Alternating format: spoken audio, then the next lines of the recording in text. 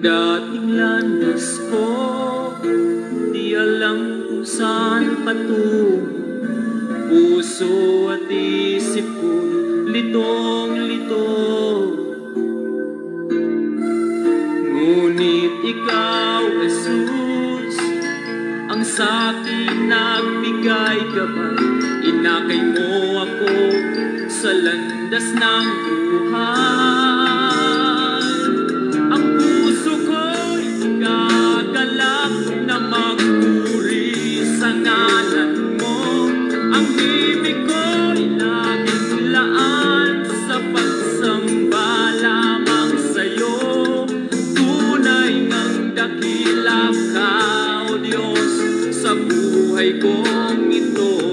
Kaya't walang hanggang papuri ang alay ko sa'yo.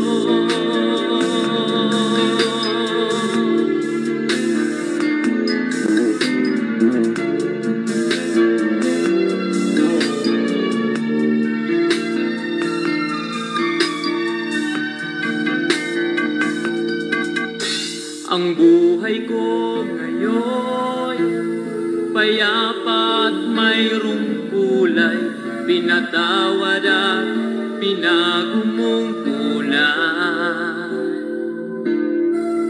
Tanging ikaw, Jesus, ang aking pag-asang taglay. Sa pagsubok man, ikaw ang karaman. Ang puso ko'y nagagalak na magpuri sa ngalan mo. Ang ibig ko'y naglaan sa pagsamba lamang sa'yo. Tunay ngang dakila ka, O Diyos, sa buhay kong ito. Kaya't walang hanggang papuri ang alay. Ang puso ko'y nagagalak na magpuri sa ngalan mo. Ang ibig ko'y naglaan sa pagsamba lamang sa'yo. Tunay ngang dakila ka, O Diyos, sa buhay kong ito. Kaya't walang hanggang papuri ang alay. Ang puso ko'y nagagalak na magpuri sa ngalan mo. Ang ibig ko'y laging laan sa pagsamba lamang sa'yo. Tunay na dakila ka, O Diyos, sa buhay kong ito. Kaya't walang hanggang papuri ang alay ko sa'yo.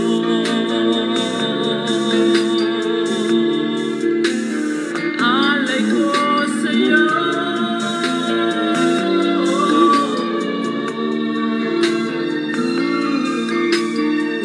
Purihin ang pangalan ng ating Panginoong Hesukristo.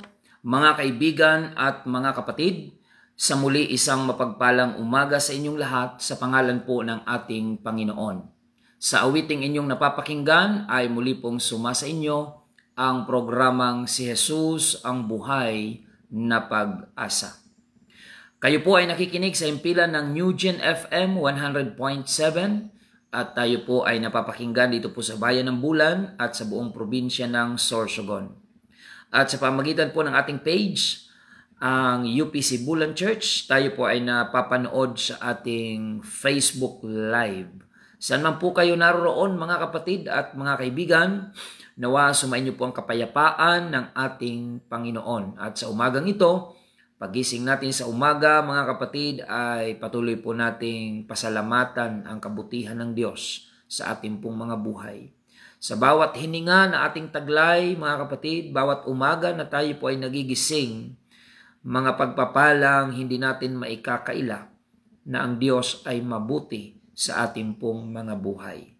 So, welcome to our program, Si Jesus ang Buhay na Pag-asa. Muli ito po ang inyong lingkod, Pastor Randy Rosare ng United Pentecostal Church Bulan na bumabati po sa inyo at nag-aanyaya na sa loob ng isang oras ay muli po tayong magsama-sama sa isang banal at makabuluhang pag-aaral ng mga salita ng Diyos. Na ito po ay sa kapakinabangan ng ating pong mga kaluluwa, sa spiritual na bahagi ng ating pong mga buhay. Patuloy po tayong mapagpala samantalang ibinubukas po natin ang ating mga puso at ang ating mga kaisipan upang ang Panginoon ay minsan pang paghariin natin sa ating pong mga buhay. Purihin ang pangalan ng ating Panginoon. Batiin din po natin ang lahat ng mga kababayan natin dito po sa bayan ng Bulan, sa 63 barangay na sakop ng Bulan, Sorsogon. Good morning po sa inyong lahat mga kababayan.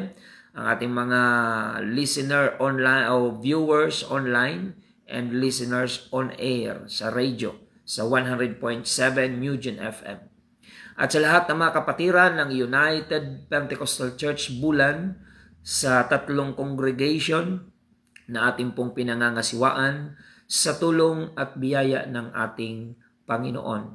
Ang kapayapaan ng Diyos ay patuloy po na sumaatin mga kapatid. At ang ating mga kapatiran dyan sa congregation ng UPC Magsaysay Bulan, good morning po sa inyo mga kapatid.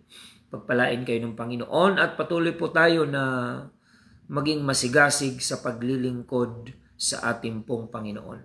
Yamang alam po natin na sa Panginoon ay hindi po mawawala ng kabuluhan ang ating mga pagpapagal.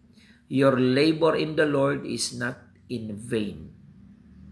At ang ating congregation dyan sa UPC Santa Remedios Bulan, pagpalain po kayo ng ating Panginoon mga kapatid. Sumayin niyo po ang patuloy na kagalakan sa paglilingkod sa Diyos. Ganon din po ang ating congregation dito po sa Iquirino, UPC Bulan. Pagpalain po tayo ng ating Panginoon mga kapatid. At kagabi ay nagkaroon po tayo ng funeral service dito po sa Reverente family sa Quirino. At salamat sa mga kapatiran na sumuporta at ipinapaabot natin muli ang ating pakikiramay sa Miliano and Reverente family sa paglisan po ni Tatay Jose Miliano. Nawa ang kaaliwan mula sa presensya ng Panginoon ay patuloy po na sumainyo mga kapatid at mga kaibigan at maging yung immediate family na naiwan ni Tatay Jose Miliano. Ang pag-comfort ng Panginoon ay sumainyo po at ang Diyos ay nangako that He will be a father to the fatherless. Diyan ang realidad ng buhay. Tayo po ay pansamantala lamang po sa mundong ito. Ngunit ang mahalaga ay makapaglingkod po tayo sa Panginoon upang anumang oras tayong uuwi sa piling ng Panginoon ay meron tayong spiritual na kahandaan upang makapiling ang Panginoon sa buhay na walang hanggan. At ngayon po ay araw ng Miyerkules, mga kapatid. Meron tayong 2 magkasabay na prayer meeting dito po sa congregation ng Iquirino, UPC Bulan. Ang ating prayer meeting mamaya alas 5 ng hapon. Ganon din po dyan sa ating congregation sa Santa Remedios Bulan. Mamaya din po ang ating prayer meeting alas 5 ng hapon. At meron po tayong schedule for baptism ngayong umaga. Alas 9:30 ng umaga mga kapatid. Schedule of baptism ni Nanay Mili Guelas dyan po sa Barangay Bigindaan, Bulan, Sorsogon. So tutungo po kami dyan upang kayo po ay sunduin sapagkat siya po ay dinadialysis na kung saan naunawaan niya po yung importance of water baptism in the name of our Lord Jesus Christ. Kung kaya ito po ay ating isasagawa sa pagsunod sa kalooban ng ating Panginoon. And last week mga kapatid, meron tayong 3 na newly baptized sa pangalan po ng ating Panginoon. At ngayong umaga, meron din pong 3 na nag-commit, nag-decide na magpabautismo sa pangalan po ng ating Panginoong Hesukristo. To God be all the glory for the victory, mga kapatid, of our soul winning and evangelism here in UPC Bulan Church. Ang lahat ng mga pagkilos na ito ng Panginoon ay ipinagkakaloob natin sa Panginoon ang kaluwalhatian, papuri at pagsamba. Kagalakan po natin na tayo po ay gamitin ng Panginoon upang magligtas ng maraming mga kaluluwa, mga kababayan po natin na naabot ng salita ng Diyos through our radio program, FB Live program, and even our Bible studies, home Bible studies, and evangelism. So, sa lahat ng mga kapatiran na nag-engage sa evangelism and soul winning, may the blessing of the Lord be upon you according to your faithfulness in doing the will of God. Purihin ang Panginoon. Ang Diyos ang magpala po sa inyong paglilingkod ng may katapatan. Sa mga nais pong magpaabot ng inyong mga messages, you can text me at 0951-932-0038. 0951-932-0038. Purihin ang Panginoon. At ngayon po ay bigyan natin ng pagkakataon na batiin ang ating mga viewers online. Praise the Lord. Sister Laura Gumban watching right now from Barangay Lahong at ang buong Guwan family. Thank you for watching. Sister Beth Frenila, thank you for watching. Sister Jane Ioy, dyan po sa Zone 7, and Sister Ruth, thank you for watching. Pagpalain kayo ng Panginoon. Sister Ana Duksa, watching from Kuwait. Pagpalain po kayo ng Panginoon. Sister Nancy Dangla, maging Sister Evelyn Valencia Punsalan, watching from Palau. Sister Yuli Albao, thank you for watching. Sister Margie Isiha sa Santa Remedios. Sister Rebecca Montemor sa Laguna, thank you for watching. Sister Perpetua Carido sa Ocampo, Camarines Sur. Sister Maricho Albao, watching from Masbate. Sister Betty May Vegas Custodio, thank you for watching. Maging si Brother George Camayo Tabog, si Brother JP Flores sa La Union, Sister Lita Sultan sa Taguig, si Pastora Sheila May Peñaranda ng UPC Sabah, Malaysia. Pagpalain kayo ng Panginoon. Si Brother Andy Orozco, si Brother Serafin Akiwo, and Sister Nanette, thank you for watching. Brother Oli, Sister Angelita Castillo, si Marjon Dal, thank you for watching. Sister Nori Hiloma Goho, thank you for watching. Sister Marilyn Wagas Ayok, thank you for watching. Sister Nance Dicano, pagpalain kayo ng Panginoon. Salamat po. Maging Sister Mila Dumalayas, Sister Gemma Guelas, Santa Remedios, thank you for watching. Sister Virgie Flores sa La Union, April Santos, ayan, Sister Angelita Liguro ng Atimonan, Quezon, si Brother Reyes Galos Sr., thank you for watching. Sister Lani Bitoon Julian, thank you for watching from Rojas City. Sister Lisa ng UPC Japan, thank you. Pagpalain kayo ng Panginoon. Sister Juliana Lucia Alde Pagasartonga, thank you for watching. Si Mama Eden Manata Nabua, thank you for watching. Si Brother Felix Musa, watching from Saudi Arabia.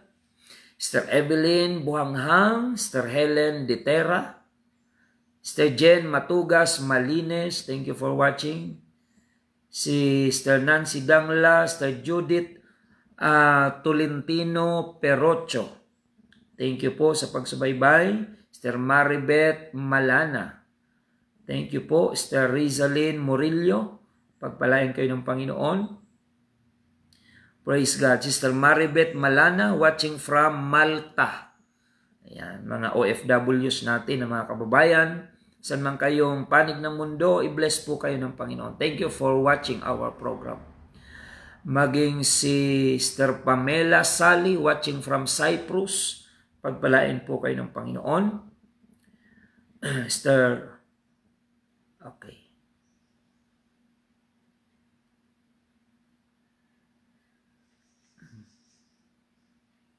Yan, from UPCI, Malta. Sister Maribeth Malana. Ayan. Sister Ella Gratela, thank you for watching. Praise the Lord. So yan po yung ating mga viewers online. Please paki-share na lang po ng ating mga katulad nitong video upang hindi lang po kayo ang mapagpala, kundi bawat mabahaginan nyo po ng programang ito ay makatulong tayo sa kanila sa spiritual na pangangailangan, mga kapatid. Since this program is purely spiritual program, sa mga kamag-anak natin, kababayan, ka-friend sa Facebook na alam nating nangangailangan spiritually, ay ibahagi po natin ito upang ang pagliligtas ng Panginoon ay patuloy po na maranasan ng ating mga kababayan. Purihin ang pangalan ng ating Panginoon. Tayo po ay manalangin sa ating pong pagpapatuloy, mga kapatid. Panginoong Jesus, kami po ay dumudulog sa iyong harapan ngayong umaga. Nagpapasalamat po kami sa buong magdamag na kapahingahan at kapayapaan na iyong ipinagkakaloob. Salamat din sa umagang ito na idinilat mo ang aming mga mata at taglay namin ang buhay na nanggagaling sa iyo. Salamat sa magandang umaga na ipinagkaloob mo sa amin kasama ng aming mga viewers online at maging ang aming mga listeners sa radyo on air ngayong umaga. Dalangin po namin ang iyong malayang pagkilos at pangungusap sa puso at isipan ng aming mga kababayan. Magpahayag ka, mangusap ka sa mga puso at isipan, damdamin ng aming pong mga tagapakinig at tagapanood sa programang ito. Iabot mo po sa kanila ang iyong makapangyarihan at mapagpalang kamay upang maging tugon sa kanilang mga pangangailangan at mga pananalangin. Ipagkaloob mo ang kagalingan sa mga nasa panahon ng karamdaman, kaaliwan sa mga panahon ng pagdadalamhati, at kalakasan sa panahon ng mga panghihina, at kaliwanagan sa panahon ng kadiliman, at kaunawaan sa panahon ng mga kalituhan. Sa mundong ito, ikaw po ang magliwanag sa buhay ng aming mga kababayan. Maraming salamat, Panginoon. Pagpalain mo ang lahat ng nakikinig sa radyo at nakasubaybay sa Facebook. And as they share this video to their loved ones and Facebook friends, we pray for the anointing. Ipagkaloob mo po, Panginoon, sa aming pong mga taga-subaybay. Maraming salamat po, Diyos. Sa iyo lamang namin iniaalay ang pinakamataas na papuri at pagsambat pagluwalhati. Sa pangalan mo, Panginoong Jesus, na aming nag-iisang Diyos at tagapagligtas. Amen and amen. Tunay ng dakila ka, O Diyos, sa buhay kong ito, kaya't walang... Patuloy po tayo, mga kapatid, sa programang Si Jesus ang Buhay na Pag-asa. At sa pagkakataong ito, mga kapatid, tayo po ay dadako na sa pinakamahalagang bahagi ng ating pong programa, ang pangangaral po ng salita ng ating Panginoon. Buksan po natin ang ating banal na kasulatan o Biblia sa aklat ng Amos, Book of Amos chapter 8 verse 11. Behold, the days come, saith the Lord God, that I will send a famine in the land, not a famine of bread, nor a thirst for water, but of hearing the words of the Lord.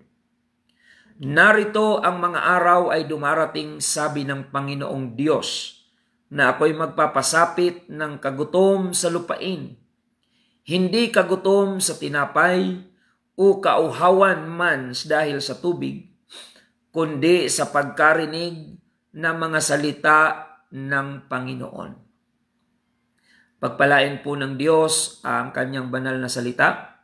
Ngayon po ay tag-araw na mga kapatid. Summer na po yung ating pakiramdam. Kaya ang ating mga kababayan ay madalas na may mga baon na tubig sapagkat delikado yung tinatawag na dehydration. Yung ating kauhawan sa literal na tubig, hindi natin yan dapat papabayaan. At ganun din po, kung tayo ay nakakadama ng kauhawan sa pagkarinig ng mga salita ng Diyos, ay mahalagang ito'y ating gawan din ng paraan. Ngayon, usong-uso yung mga tao naglalakad, may dalang lalagyan ng tubig, na kapag sila ay nauhaw habang naglalakad, ay meron silang nakahandang tubig na iinumin.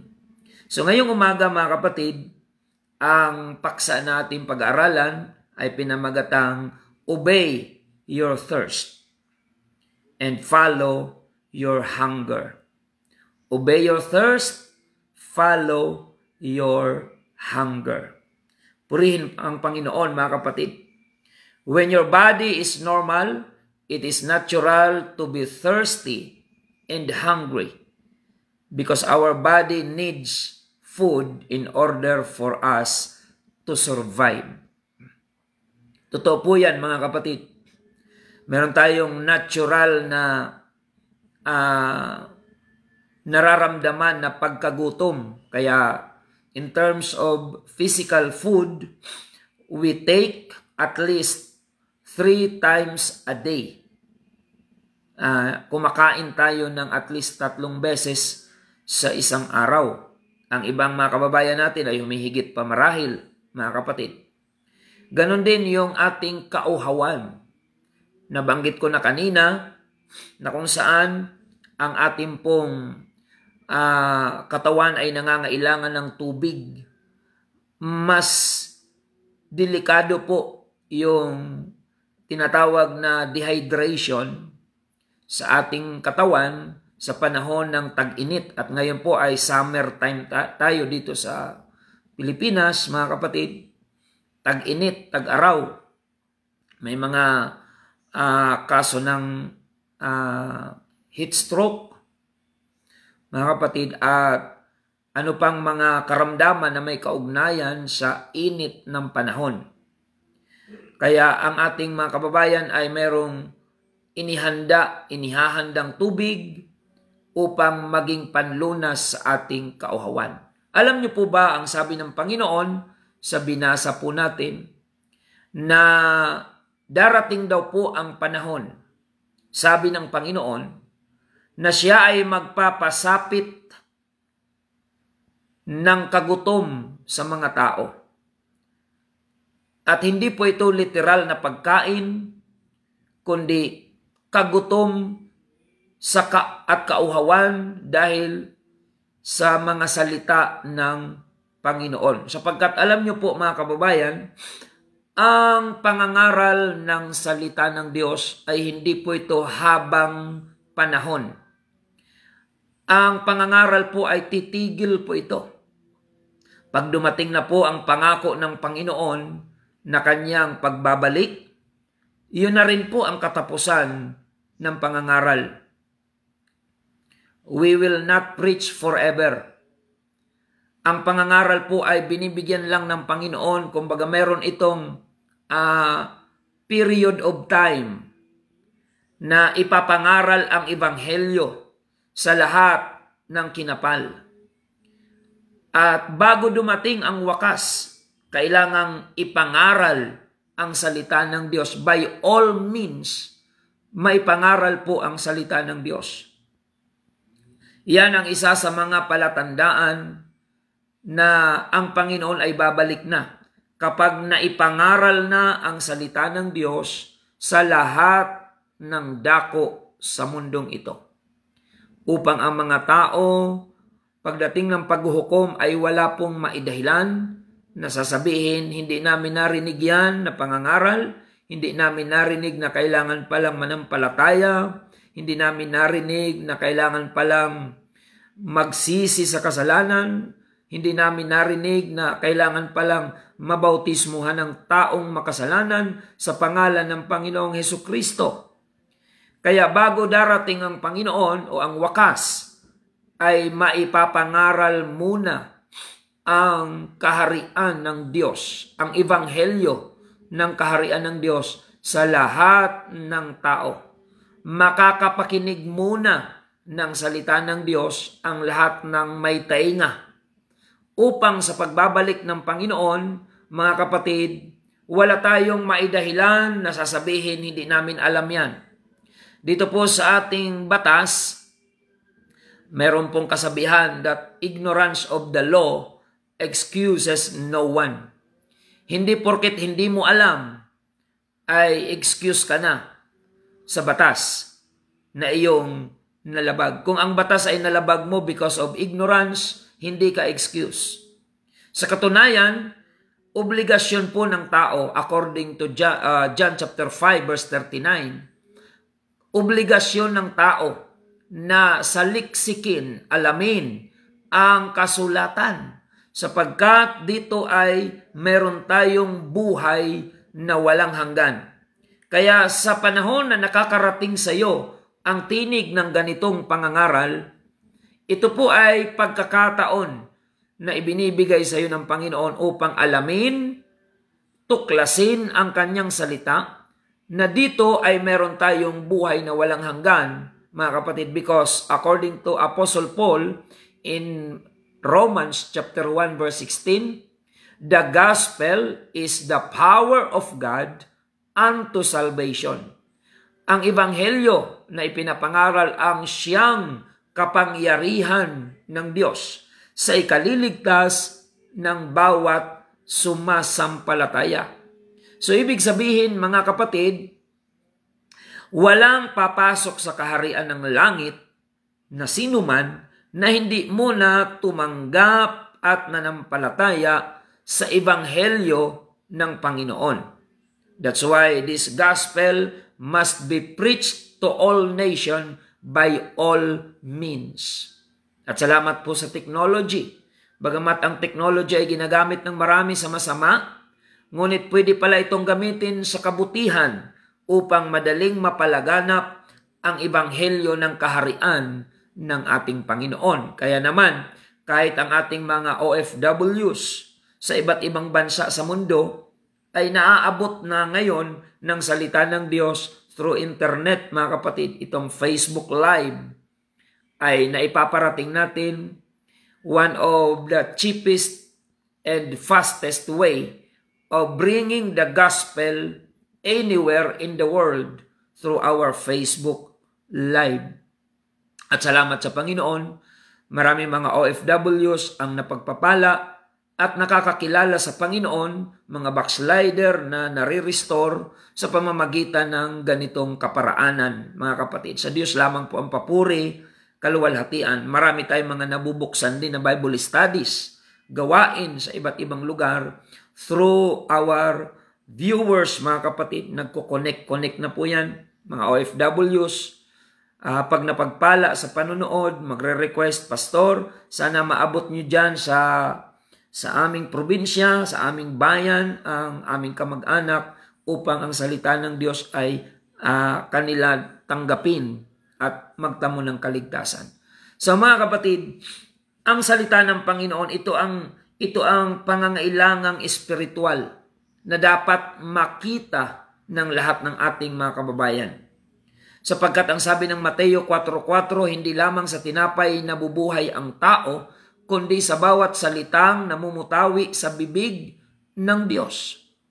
Man shall not live by bread alone, but by every word that proceedeth out of the mouth of God. Kaya mga kapatid, darating daw ang panahon na magkakaroon ng tagutom, not in literal food, bagamat may mga ganyan din pong pangyayari, mga kapatid, na naka-prophesy sa Biblia, na ang Panginoon ay nagsabi sa Matthew chapter 24, magkakagutom sa iba't ibang dako. Ngunit ngayon ang fokusan natin ay ang tagutom espiritual, tagutom sa salita ng ating Panginoon. At sa bawat pagkakataon na ikaw ay nakikinig, nalulunasan ang iyong kagutuman at kauhawan sa mga bagay na patungkol sa Panginoon. Praise the Lord. Ang sabi po ng John chapter 6 verse 27, napansin ng Panginoon na ang mga tao ay masyado lamang after sa mga pagkaing pangpisikal, panlupa na mga pagkain at material na pangailangan.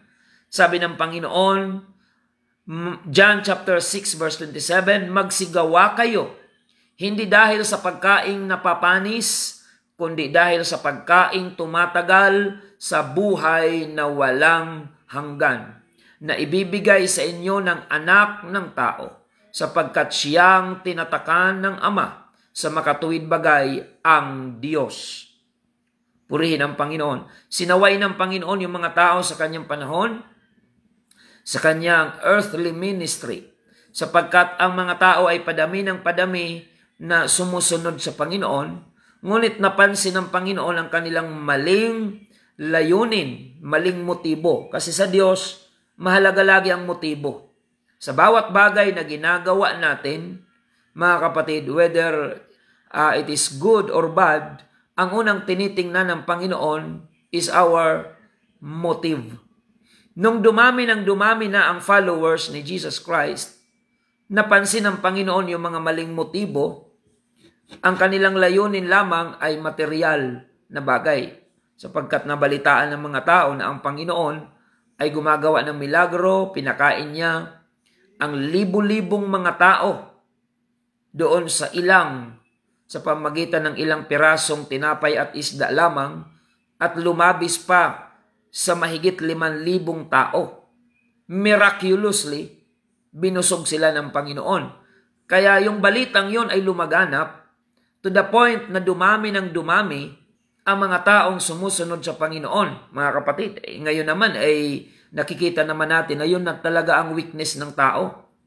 Pag ikaw ay nag-imbita at mayroon kang ipapamigay na ayuda, dudumugin ka talaga.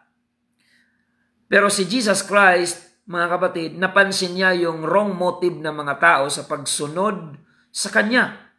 Sabi ng Panginoon, hinahanap ninyo ako, hindi dahil sa kung ano, kundi sapagkat kayo ay kumain ng tinapay at nangabusog. Kaya ang sabi niya, magsigawa kayo, hindi dahil sa pagkaing napapanis. Ang tinutukoy na dito ng Panginoon ay ang paglilingkod na sa Diyos. Ito po ay pagkaing pang-espiritual na tumatagal sa buhay na walang hanggan, na ibibigay sa inyo ng anak ng tao. So, ginagawa ng Panginoon na redirect niya yung mga tao, mga kapatid. Mula sa pagsunod sa Kanya with a wrong motive, ang sabi ng Panginoon, gumawa kayo hindi para sa material na bagay lamang, kundi para sa pagkaing tumatagal sa buhay na walang hanggan. Ano po ba yung tinutukoy ng Panginoon? Napahalagahan dapat ng tao na pagkaing tumatagal sa buhay na walang hanggan. Gaano kaya kamahal ang pagkain na yan na tinutukoy ng Panginoon? Is it literal food or symbolical? Yung tinutukoy ng Panginoon na pagkain na dapat i-prioritize ng tao na tumatagal hanggang sa buhay na walang hanggan is no other than the Word of God as our spiritual food. Mga kapatid, na kapag tinitake natin ang spiritual food na ito, which is the Word of God, ay magbibinipisyo tayo nito ng walang hanggan, mga kapatid. Because the gospel, the Word of God, is the power of God to save souls. In the book of 1 Corinthians chapter 12 verse 13, purihin ang Panginoon. Ang sabi po ni Apostol Pablo, sapagkat sa isang espiritu ay binautismuhan tayong lahat sa isang katawan, maging tayo'y Hudyo o Griego, maging mga alipin o mga laya, at tayong lahat ay pinainom sa isang espiritu. Ayan. Kaya kung uhaw ang iyong espiritu, kapatid, ang inumin para sa iyong espiritual na pangailangan ay hindi alak na nakalalasing, hindi po tubig lamang na literal, pangkatawan po yan. Ang inumin ng ating mga kaluluwa ay ang espiritual na presensya ng Diyos na magsasatisfy sa ating pong mga kaluluwa. Purihin ang Panginoon. Paano natin tinutugunan ang pangangailangang pagkain at inumin para sa ating katawan? Whenever I am physically hungry, I go to kitchen to find some food. Pag nasa bahay ka, nakaramdam ka ng kagutuman o gutom, pupunta ka sa kitchen to find some food. In my spiritual hunger, I go to the church to worship and find the presence of the Lord. Dapat ganun tayo. Kapag nagugutom ka, hindi ka mapakali, gagawa ka ng paraan, hahanap ka ng solusyon dahil gutom ang iyong physical. Kung paano mo yan ginagawa ng paraan, pag nagugutom ka at nauuhaw physically, dapat ganun mo rin ipinapakita at ipinapadama sa Diyos kung paano mo lunasan na makahanap ka ng spiritual na pagkain at inumin to satisfy the hunger and the thirsty of our soul. The thirst for our souls. Yung kauhawan at kagutuman, physically, di mo yan tinitiis, ginagawan mo yun ng paraan. Dapat ganun din tayo kung paano natin tratuhin yung pangangailangan ng ating kaluluwa. Yes, you need to love your body, but you need to love your soul more than your body. Because your body physically is just temporal, but your soul, brothers and sisters, your soul is eternal.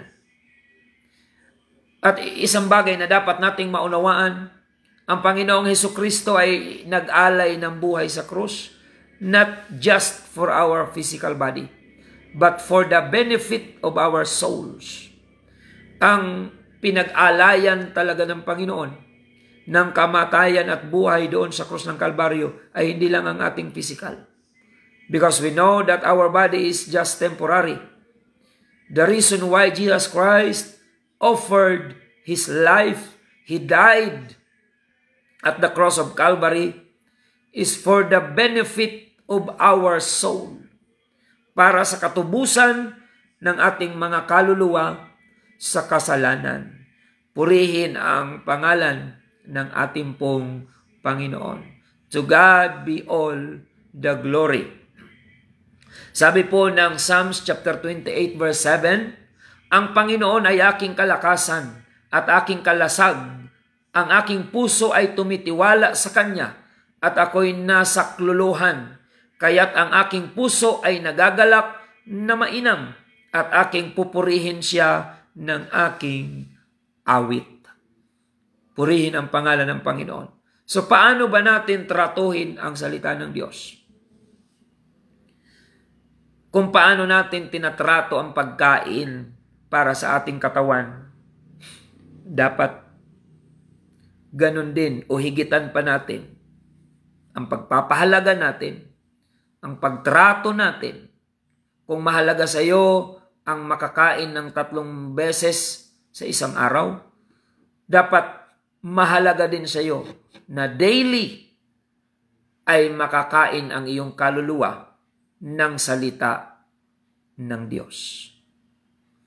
Ano ang nangyayari sa ating katawan kapag hindi tayo regularly nagtitake ng food for our physical body? Nagiging malnourished ang ating katawan. Nagiging sakitin. Nagiging payat ang ating katawan. Malnourished, ika nga. Underweight yung ating physical kapag hindi tayo regularly nagtitake ng tamang nutrition o pagkain para sa ating katawan. How about your soul? Gaano mo kadalas pakainin ang iyong kaluluwa? Ano bang pagkain ng kaluluwa natin? Salita po ng Diyos. The Word of God is our spiritual food. The presence and anointing from God is our spiritual water to drink. Mga kapatid, i-take natin yan regularly. Mga kapatid, na sa bawat umaga nadidilat ang iyong mata, ang unang lalabas sa iyong bibig ay pasasalamat sa Panginoon.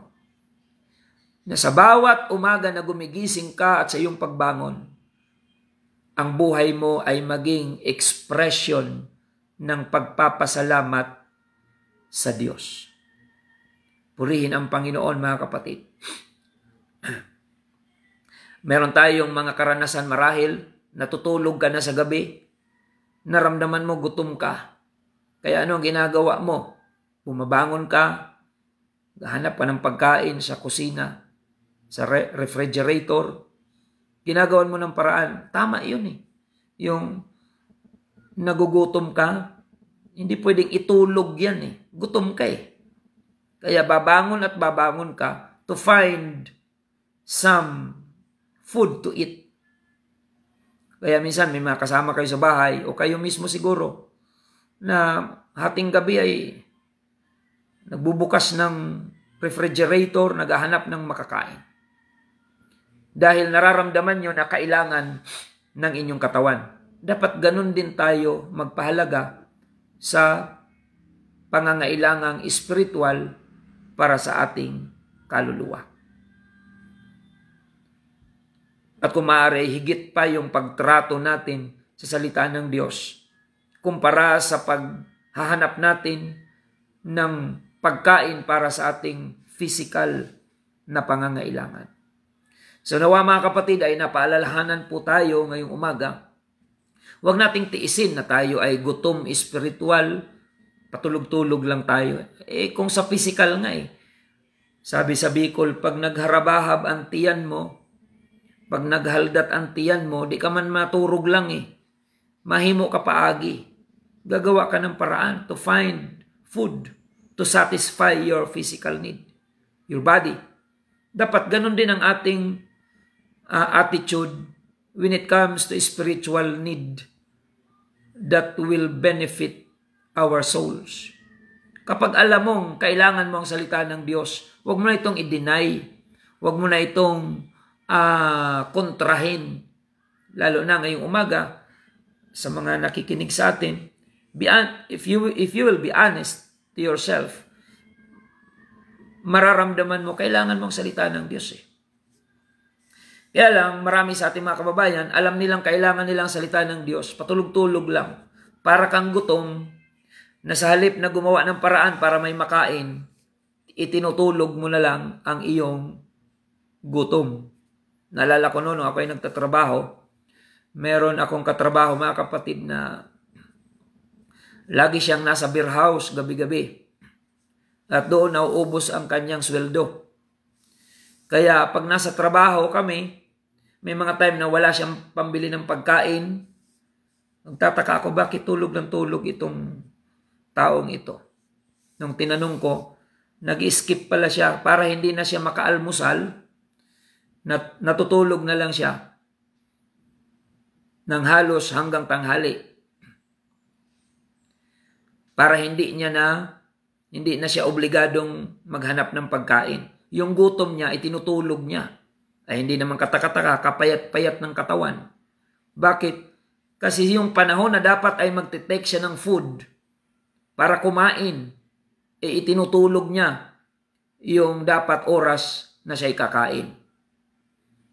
At dahil wala siyang ma-provide na pagkain para sa kanyang sarili, dahil gabi-gabi na ando sa beer house, sa alak na pupunta yung sweldo. Kaya naman makikita mo doon sa katawan niya yung resulta, payatot na mukhang may sakit.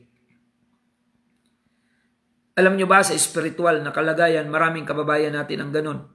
Alam nilang kailangan nilang salita ng Diyos pero patulog-tulog lang. Hindi nila binibigyan ng importansya yung halaga ng salita ng Diyos, na alam nilang kailangan nila ito sa kanilang kaluluwa. Nawa ngayong umaga mga kapatid, kung nangungusap sa inyong Panginoon and saying that this Word of God is really what you need for your soul, mga kapatid, huwag tayong patulog-tulog lang. Sabi ng Panginoon, ngayon, kapag narinig nyo aking tinig, ay huwag ninyong pagmamatigasin ang inyong puso, gaya ng sa pagmamungkahi. Pag narinig natin ang salita ng Diyos, sabi ni Pablo, now is the accepted time. Now is the day of salvation. Kung gutom ka physically, hindi ka pwedeng patulog-tulog lang, gagawa ng paraan. Ganun din dapat sa spiritual. Pag alam mong nangihina ka, punta ka sa church, listening to the Word of God, worshiping the Lord, mga kapatid, na alam mong ikalalakas ng iyong pananampalataya. Ang ilan, nangihina na nga, ayaw pa pumunta sa church. Gutom na nga spiritually, tinataguan pa yung mga kapatiran na pwedeng gamitin ng Diyos para palakasin siya. When you recognize that you are thirsty and hungry,